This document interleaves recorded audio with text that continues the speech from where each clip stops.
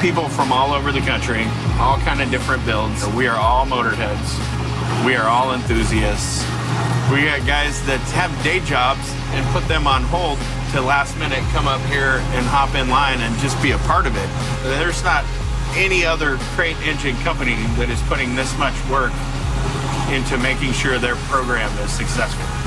Having a crate motor in as many applications as possible, with as many different configurations as possible, supporting every single one of them without telling them what they would or should do with it or how they should do it, and getting real world data. I mean, it's invaluable for that program. We are in an FJ80 Land Cruiser. It's the 2.8, and it's backed by a 6LED-E GM automatic transmission. It's a 6-speed transmission. I brought my 1985 Toyota 4Runner. It's a stock W56 manual transmission, 5-speed, the stock transfer case. We went to 390 gearing, stock axles. So far, I've been getting, lowest is about a little over 23 miles per gallon, and up to over 25. This is a Land Rover Discovery 1. It was built by Mark Terrian of Heritage Driven. Fuel economy in this one, it gets high teens, so depending on driving conditions, around 17 and 20 miles per gallon. The V8 that usually comes in these, you're lucky if you get 10.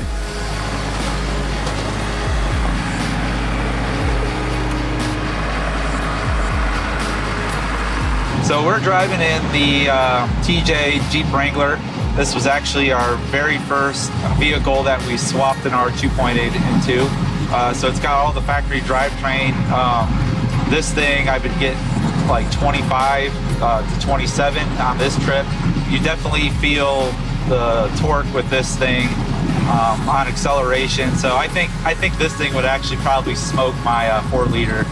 There's no reason not to do it, really. You get way better mileage. I mean, the stock one of these on 35s, you're lucky to get 8-9 miles a gallon. And so far on this trip, I've seen 21 and 22.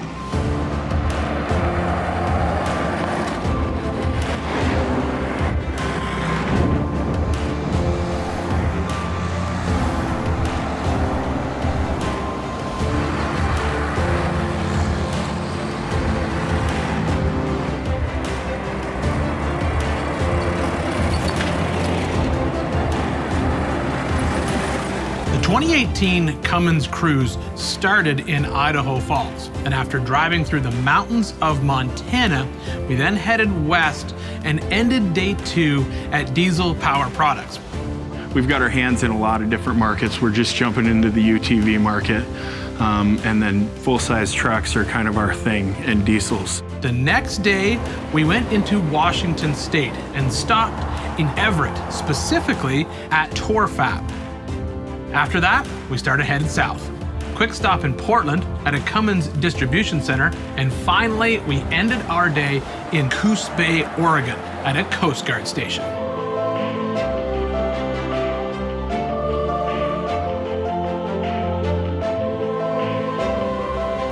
We were fortunate enough that Lieutenant Bench from the air station near Coos Bay had reached out to us, and coincidentally, one of our friends, Cooper from Off-Road Power Products, who wanted to join us on the trip and did, his sister is the first female commanding officer of the boat station right near that air station. She offered to give us a tour of the station and take us out on the boats and demonstrate a little bit of the work they do there.